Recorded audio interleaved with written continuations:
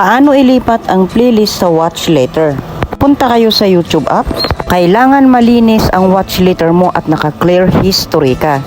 Next, login ka sa Chrome. Dapat naka-desktop site ka.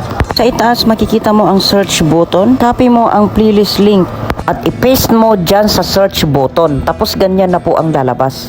Makikita mo yung pangalawang video, pindutin mo ang 3 dots sa kanan, tas click add to queue. I-play mo yung first video.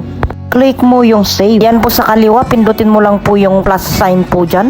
May lalabas po na ganyan, watch later. Click mo lang yung watch later. Pagkatapos nyan, balik ka sa YouTube app mo. Ayan, tapos check mo dyan yung watch later. Ayan, so nakasave na po lahat dyan yung playlist link na binigay sa'yo. Ayan, i-check mo lahat yung video kung kompleto and then pwede ka nang mag-play. For more tips, huwag po kalimutan i-subscribe po yung ating channel, like and share if my time. Ayan, thanks for watching.